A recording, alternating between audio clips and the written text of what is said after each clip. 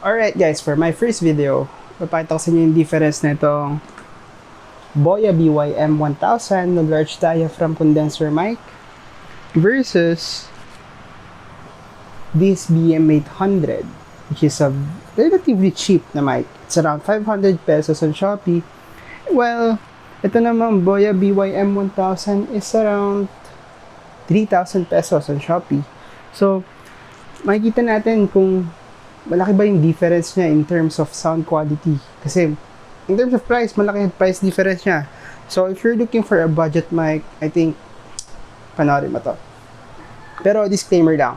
On this video, I will use a Zoom U24 as my audio interface kasi I don't have any phantom power lang. So, ito na lang ginamit ko kasi meron na siyang phantom power and at the same time this is an audio interface. Pero I think maglalagay ako ng clip dito sa video na to na ginagamit ko lang is the phantom power only na nabibili sa Shopee for around 400 pesos. So yeah, ipat na tayo sa PC natin so we can hear our microphones, alright? Alright guys, so ngayon nandito na tayo sa PC natin and it's time to test this Boya BY-M1000 and of course this BM800 na microphone. So before that, itong audio quality na narinig nyo is coming straight from my lavalier mic. So kung marinig nyo, medyo rinig yung fans, rinig yung background noises and everything. And at least pali-differ nyo yung audio quality from a cheap one to the expensive one. So alright, lipat tayo in 3, 2, 1. Okay, so on this one, I'm using the BM800 na nakakonect siya from this one, from the microphone, then straight to the 48 volts sa phantom power. Okay, for this testing, gagamitin natin itong BY-M1000 using, actually wala tayong gamit na any audio interface. So, nakadirect lang siya from microphone to the phantom power and straight to the PC. Alright guys, so yung narinig yung audio ngayon is straight from this BM800. Then next dun sa Zoom U24 na yung audio interface natin. So as you can hear, this sounds really good na already compared to my lavalier microphone kanina. And how much is this microphone? So I got this microphone 2 to 3 years later I think for about 500 pesos. Kasama na yung V8 sound card. Pero this microphone doesn't work really well do sa kasama niyang V8 sound card. It sounds so shit. It sounds so cheap. And how can you make this sound better nang nawawala yung buzzing noise niya, yung hissing noise niya? Kasi this one has a higher noise floor. Ang technique doon is to get a phantom power of 48 volts. Kasi this is a condenser mic. Hindi siya mag-work properly without the phantom power. So, makikita ko yung iba ginagamit to mic straight to the V8 sound card and straight to their devices nang walang phantom power. So, ang nangyari, nakadikit sila dito. Nakadikit sila dito mismo sa mic. So, if mag-speak ako ng normal voice ko, magi-clip na siya at actually, I can see on my audio interface that it's already clipping. So, ayun. With this one, super sensitive na mic to, promise, when pagka ginamitan nyo siya ng audio interface. Pero, the downside is, wala siyang ibang modes. Like, the only way to make this work is yung polar pattern niya na cardioid, which is pa-heart shape siya.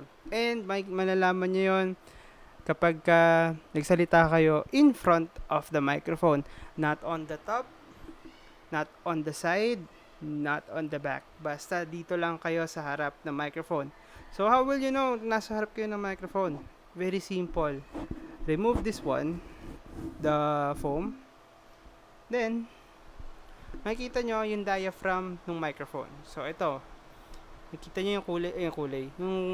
Makikita nyo yung circle sa loob ng mic. That is the diaphragm of the microphone. So, ang technique dyan is tututok mo lang kung nasaan yung diaphragm. Doon ka tututok. Doon ka magsasalita. Never speak in top of the mic yung nakaganito.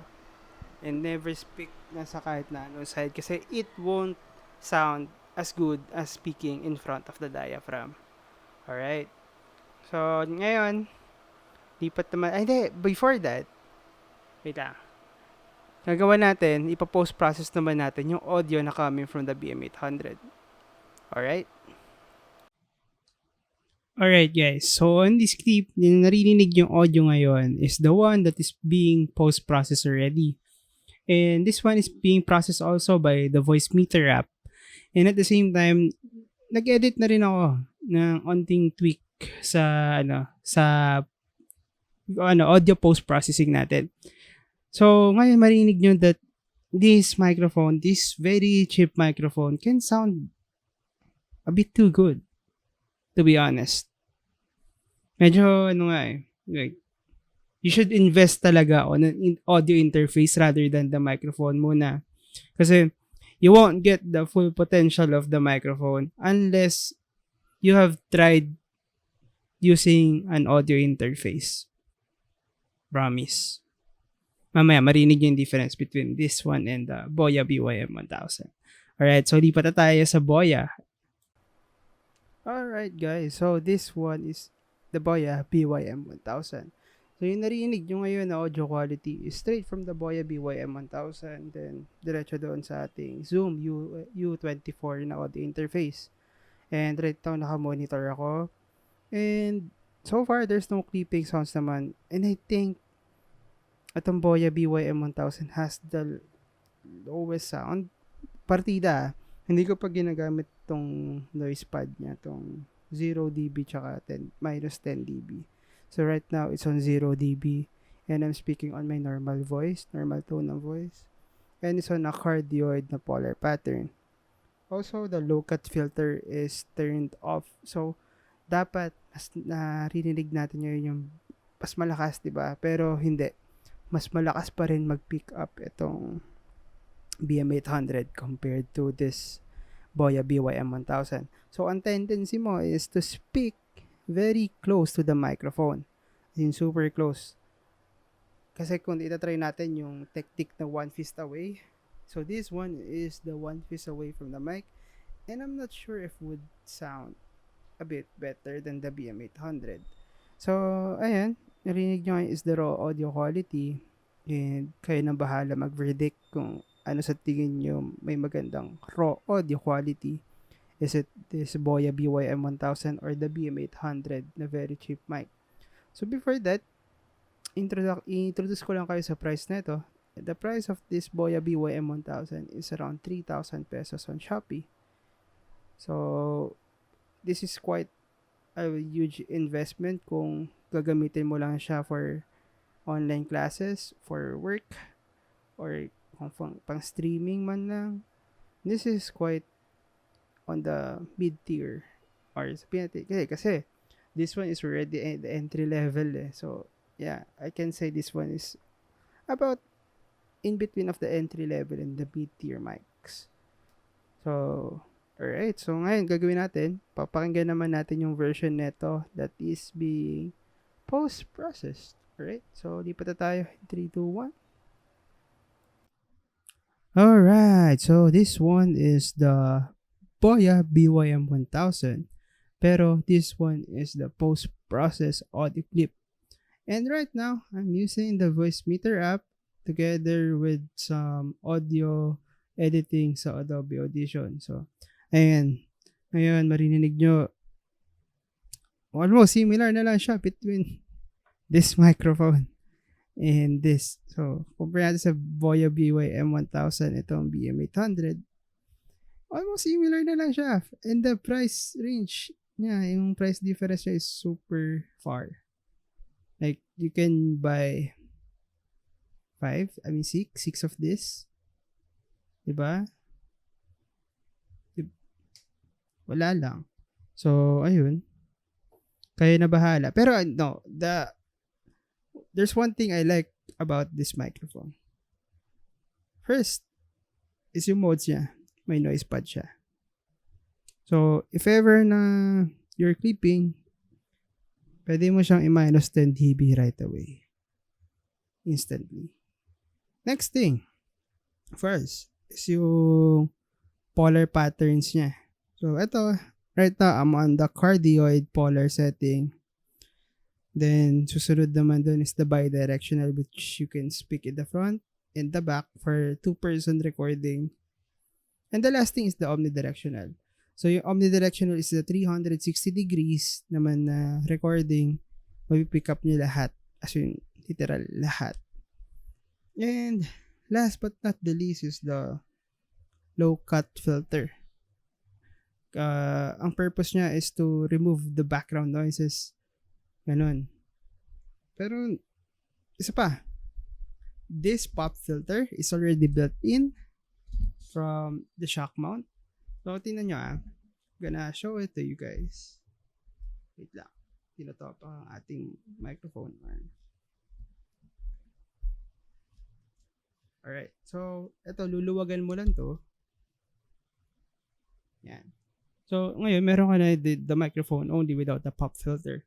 Pero, I discovered that you can actually remove this. Just unscrew it lang. You can remove the pop filter from the shock mount. Ayun. So, ayan, yung build quality niya is already metal. So, I can assure you na matibay siya. The only plastic in here, I think, actually, there's no plastic pala. Yeah, there's no plastic material dito sa kanya shock mount and also the microphone base. So, wala siyang plastic material. Except, of course, dito sa frame na itong shock mount. I mean, na shock mount ng pop filter. So, ayan. For 3,000 pesos, for me, it's a good buy if you're really into investing sa microphone. Pero, if ang purpose mo lang is gusto mo lang may magamit and you're looking for something cheap, I would recommend this one. This BM800. Just get a good audio interface. There's a lot of good audio interface na mura lang. Just don't go for that Zoom. It's quite expensive. So, ang mga mura na pwede mo maging options, the Behringer UM2, it's around 3,000 pesos din. So, that's a good na siya na audio interface kasi as far as I know, there's a Zenix na audio processor so maganda na siya. Then, another option is the M-Audio M-Track Solo. It's around 2,500 ata on Shopee as far as I know. Yeah, parang ganun yung price niya. And, invest also on your XLR cables. It's a huge factor, promise. Akala ko, ano lang siya, like gimmick lang. Pero once na nag-replace ako ng XLR cable, nawala yung noise. I swear, like, there's a day and night difference. Yung buzzing na noise, yung parang, if you guys have this mic, I swear you know what I'm talking about. Yung hissing sound, ayun, yun, hissing sound niya. So far, wala na ako ibang binago pa dito sa sa ating audio settings aside from the voice meter, 'di ba? So I can assure you that this would sound good. And there's a technique din pala kapag ka sa Discord ganyan. Yan, so basta pag sa Discord i-off nyo lang lahat nung noise control, yung mga noise suppression, ganyan. It would help to have better audio quality. Yun nga lang. Just make sure na tahimik na yung background nyo. Kasi syempre, wala na noise suppression. Wala na yung echo cancellation niya. So, alright. Pros and cons. Pros na ito ang BM800. BM800 is cheap. Pag nasira, pwede mong palitan agad. Diba? Tapos, another pros is it's really good for the price. Hindi lang siya nagagamit na maayos. Promise. Pero once na nagamit siya na maayos, it's really good for this price.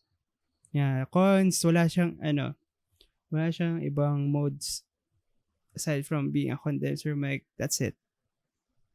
Yun lang siya. And isa pang cons niya is yung mga kasama niya sa packaging It's very useless. Aside from this microphone arm. Yeah, yun lang yung usable. The microphone arm and the mic itself. Yun lang. Kasi sa package yung may kasama pa siyang V8 sound card, which I find it very, very useless. I swear, it's very useless. Siguro ko yung mauna pa na yung sound card nila.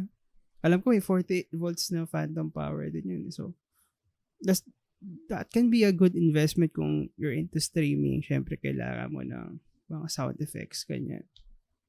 Pero kung talagang saktong pang online school ka lang, pang work, ganyan, pwede na yun without the sound card, soundboard, basta the sound card, ganun.